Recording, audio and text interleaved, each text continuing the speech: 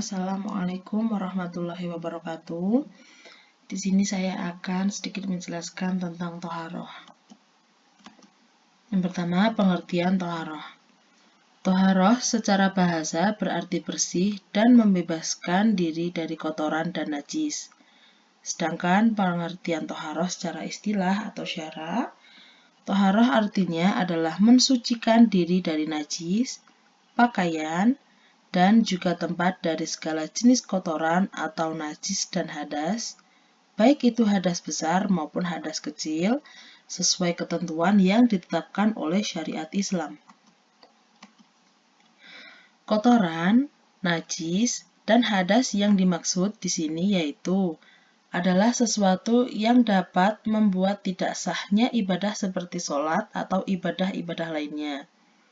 Jadi, pengertian toharoh atau bersuci adalah mengangkat kotoran dan najis yang dapat mencegah sahnya sholat, baik najis atau kotoran yang menempel di badan maupun yang ada pada pakaian atau tempat ibadah seorang muslim. Pengertian hadas. Menurut bahasa artinya berlaku atau terjadi.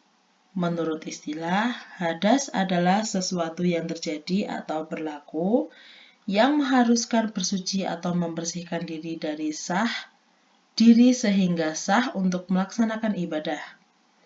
Jenis hadas dibagi menjadi dua, yaitu hadas kecil dan hadas besar.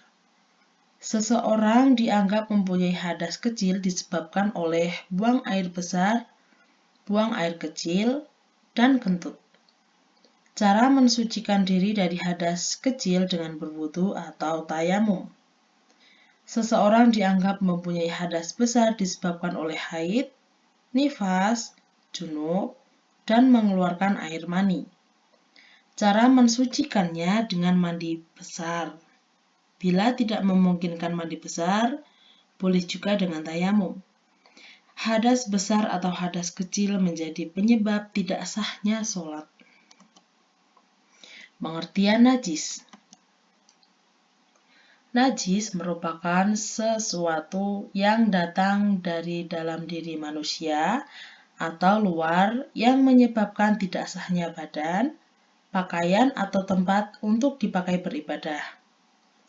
Najis menurut bahasa adalah sesuatu yang kotor, sedangkan menurut istilah adalah sesuatu yang dipandang kotor atau menjijikan yang harus disucikan, karena menjadi tidak sahnya melakukan suatu ibadah tertentu. Berdasarkan berat dan ringannya, najis dibagi menjadi 3 macam, yaitu najis mukhafafah, najis mutawasitoh, dan najis mughalazah.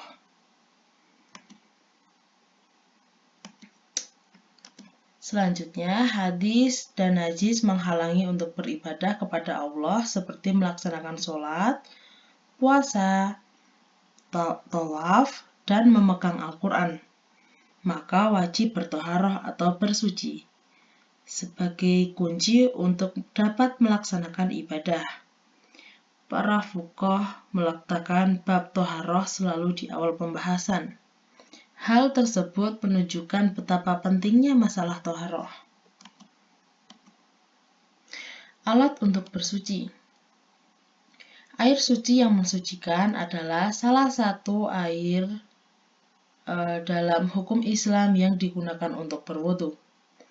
Air yang dapat digunakan untuk bersuci ada 7 macam, yaitu air hujan, air laut, air sungai, air sumur, air mata air salju, dan air dari hasil hujan es.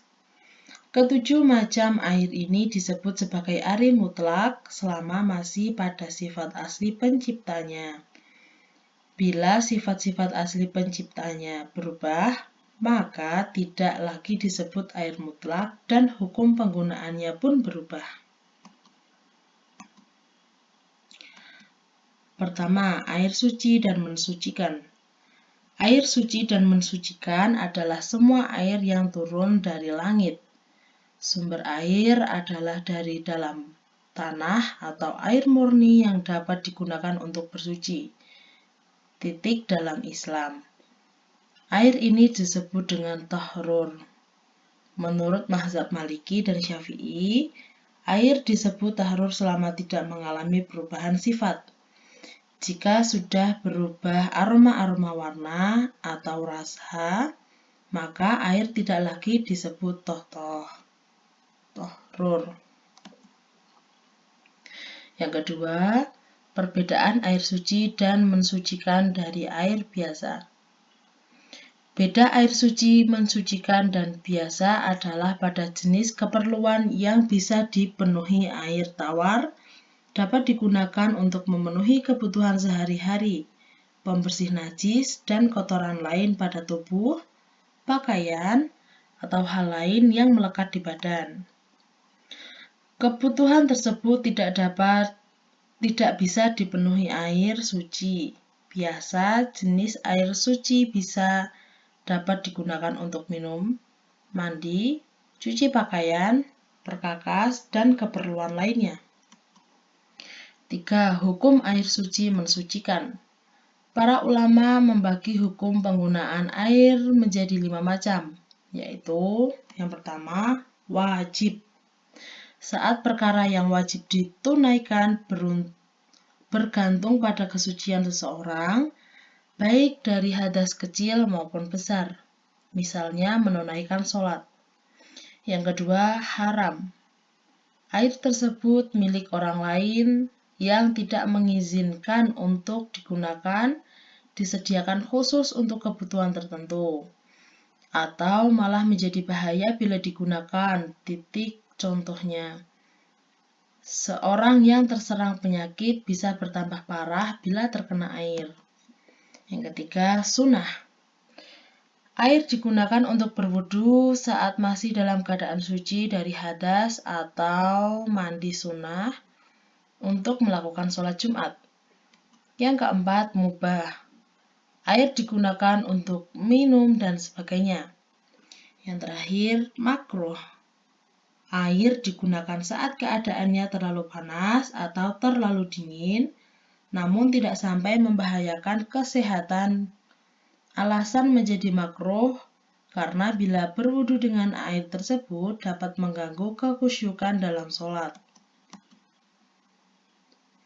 Batasan kesucian air suci mensucikan. Ada kalanya air mengalami perubahan titik baik, warna, rasa, hingga baunya. Namun, tetap suci dan dapat digunakan untuk keperluan ibadah. Asalkan hal ini tidak sampai menimbulkan bahaya atau penyakit.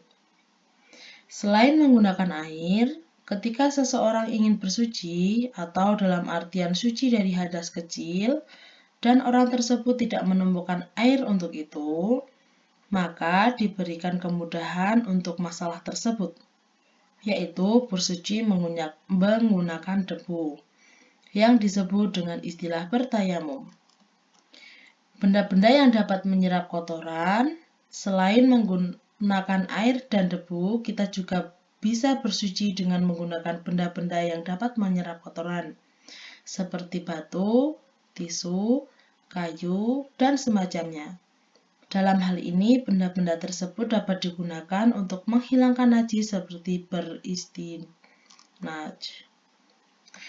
Ini adalah daftar pustakanya. Terima kasih. Mohon maaf apabila banyak kekurangannya.